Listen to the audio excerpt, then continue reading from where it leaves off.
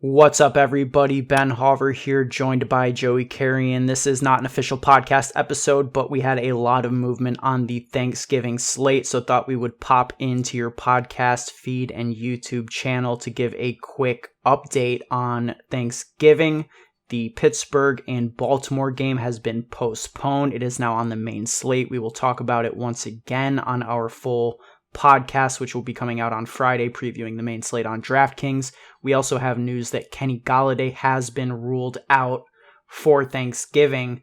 Joey, what are the main takeaways for you now that this slate is drastically changed, 2-game slate, and confirmation on Kenny being out? Yeah, I think it makes the slate significantly worse. We talked about fading the Dallas and Washington game, which it looks like we can't do with the Ravens game not being played. And that Dallas game looks like the game where you're going to get the most leverage on the field in tournaments, as the ownership is really going to condense on players in the Texans-Lions game, with Watson probably going to be somewhere between 70%, maybe 80% owned in tournaments. And then obviously his wide receivers will be very owned as well. So I think the game we're going to want to target is the Cowboys and Washington game. I think that is where you get leverage on the field this week.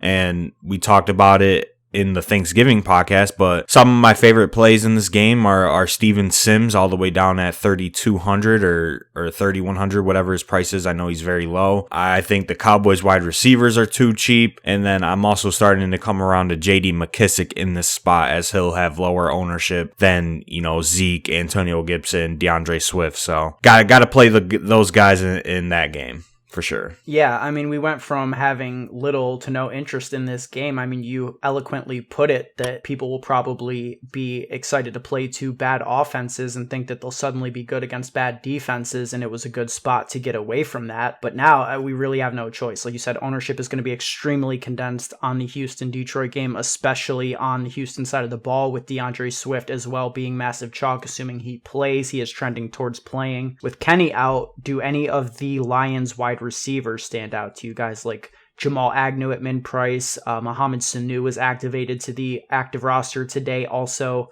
min price. I don't know. This is a spot where I think we're gonna have to find one of these Lions guys, unless of course it's just a full fade outside of Marvin Jones, TJ Hawkinson, and DeAndre Swift. Yeah, I think I'm on board with fading the Lions in this spot, although it is a good matchup. I don't mind playing Swift, and I also don't mind playing Marvin Jones, but other than that, I probably won't play any Lions players, but I might take a shot on Jamal Agnew at 3,000. He's a min priced wide receiver and should be honestly the wide receiver 2 or wide receiver 3 in the Lions offense, above guys like Mohamed Sanu, Quintez Cephas, and Marvin Hall. So I don't mind playing Jamal Agnew in a large field tournament, but other than that, I'm most likely going to stay away from those cheap Lions wide receivers. I think I'd rather play the Texans cheap guys in Kiki Kuti and Jordan Akins, and then take a shot on some of the cheap Washington guys with Steven Sims and Dontrell Inman, who is returning this week. So that's where I'm at in terms of tournaments for this Thanksgiving slate. Yep. And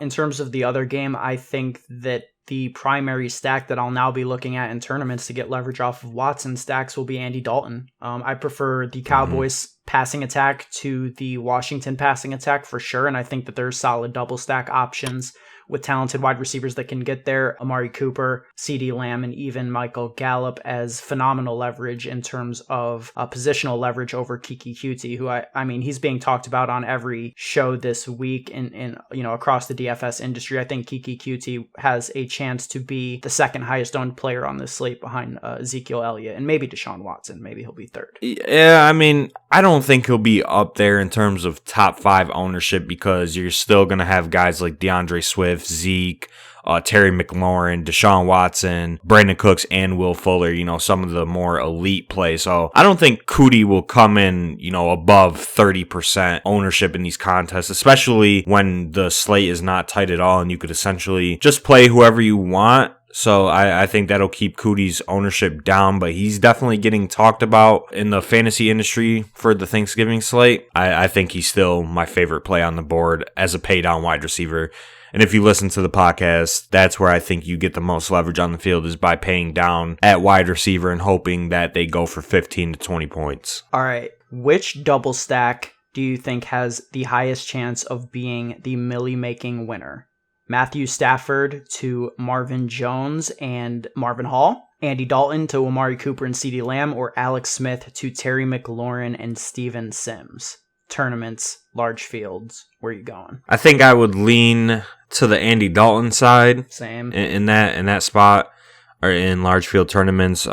You're going to get all three quarterbacks at a severe ownership discount off of Watson, which makes them all good tournament plays, in my opinion, because you don't want to really play a quarterback that's going to be 70% owned in tournaments if you're playing correctly, I think. So I think I would lean Andy Dalton, but I also don't mind an Alex Smith double stack. I think Steven Sims has a real good game, and then obviously Terry McLaurin is an elite wide receiver in the NFL, and it is a good spot for the Washington passing offense, going up against a Cowboys defense that has gotten beaten through the air pretty much in every single game this season. So I'm starting to come around to Alex Smith and two of his pass catchers, and maybe even include J.D. McKissick in there if you think they're down a lot in this spot against the Cowboys on the road. All right. My final note on this slate is that I think Duke Johnson became a much better play. He went from being sort of a guy that I was willing to play, someone I would stomach through the pain of playing, but now I think he's just phenomenal leverage off of Deshaun Watson. I don't think that him getting 2 touchdowns is a likely outcome, but if it does happen and you have him in a lineup without Deshaun Watson, I mean, you're sailing to the money. Yeah, definitely. I agree with that. And I'm only playing him in lineups without Deshaun Watson. And then just another point that I want to touch on real quick.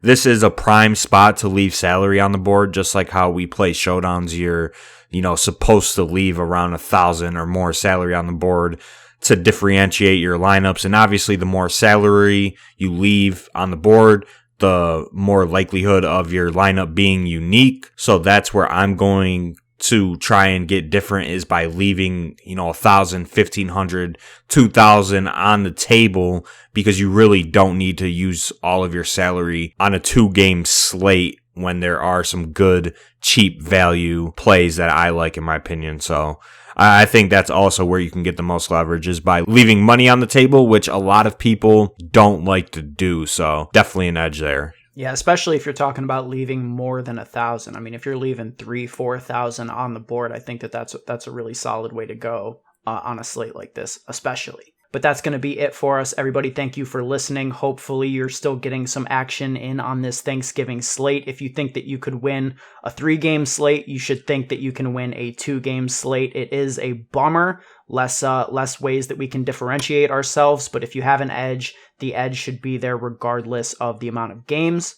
So let's have a good Thanksgiving. Sail to the money. If you want to support the podcast, you can follow us on Twitter at the DFS Dose, as well as subscribing to us on any podcasting platform or the YouTube channel. You can also follow us on our personal Twitters. I am at Ben Hauver, BenHauver. Joey, tell them where they can find you. You can find me on Twitter at Joey Carrion DFS. All right, guys, we will be back with a full Week 12 main slate podcast on Friday morning.